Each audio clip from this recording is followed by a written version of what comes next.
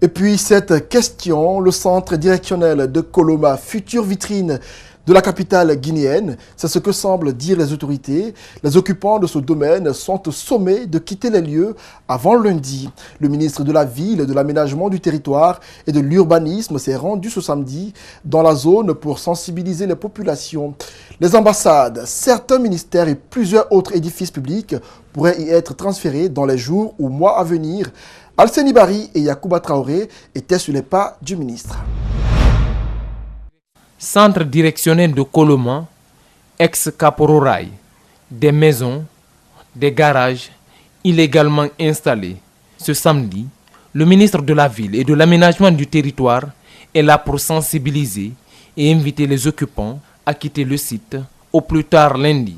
Cette zone réservée de l'État devrait être donc utilisée pour le transfert de la capitale de Kaloum vers Koloma avec la construction des ambassades, des institutions, des banques et l'administration. Il y a eu d'abord les inspecteurs qui sont venus, qui les ont rencontrés pour que les gens quittent. Nous avons fait ensuite un communiqué radiodiffusé pour que les gens quittent. Nous avons envoyé un huissier pour donner des documents pour que les gens quittent.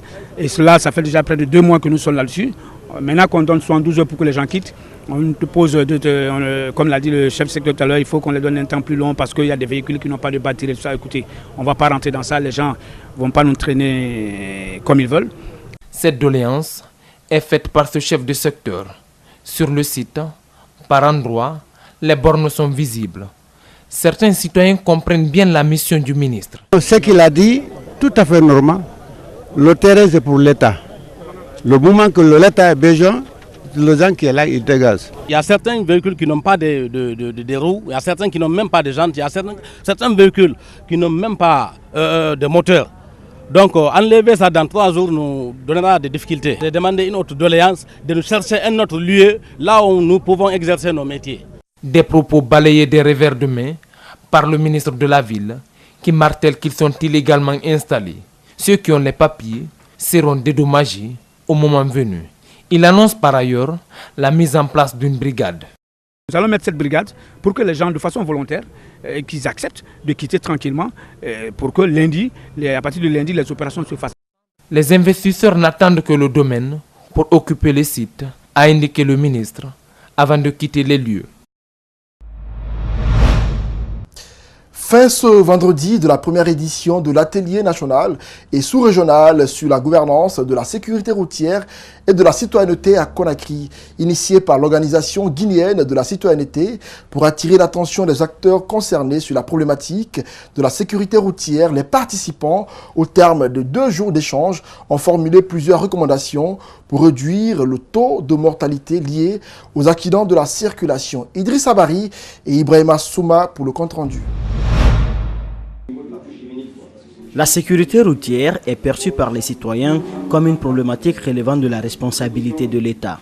Pourtant, elle doit attirer l'attention de tous les acteurs de la vie politique, sociale et administrative, ceci pour réduire considérablement les risques d'accidents de la circulation, conformément à l'esprit du plan mondial pour la décennie d'action pour la sécurité routière décrété par les Nations Unies en mars 2010. Après avoir de mettre en place l'Agence nationale de la sécurité routière, nous allons passer la deuxième étape. Ça veut dire quoi? C'est de mettre un document stratégique national sur la sécurité routière. Après, il y a un fonds qui existe au niveau de la Banque mondiale. Durant les 2 jours d'échange autour de la gouvernance routière et la citoyenneté, les participants à cette première édition de l'atelier national et sous-régional sur la problématique de la sécurité routière ont formulé quelques recommandations, notamment envers l'État. Ils invitent à faire de la sécurité routière une priorité pour réduire le taux de mortalité causé par les routes. Au regard de cette préoccupation majeure, je puis donner ici l'assurance que le gouverneur de la ville de Conakry ne sera pas en reste pour l'application des différentes conclusions de cet atelier. Selon les participants, la solution la plus importante en matière de sécurité routière reste la prévention. Et pour cela, il faut s'investir dans l'éducation citoyenne à la base. Vous savez, dans la vie, il faut toujours s'inscrire dans l'anticipation. Quand on prend le secteur éducatif, c'est un secteur qui peut largement contribuer à la réduction non seulement à l'intégration de la citoyenneté en Guinée, mais aussi on peut passer par ce tunnel-là pour faire savoir certaines règles de conduite citoyenne en Guinée. La Guinée est l'un des rares pays signataires de la convention de création de l'Organisation ouest-africaine de la sécurité routière à ne pas encore disposer d'une agence nationale pour la sécurité routière. Mais selon le conseiller du ministre des Transports, le décret de création de l'agence guinéenne de la sécurité routière à Guizère a été signé au cours de la semaine par le chef de l'État.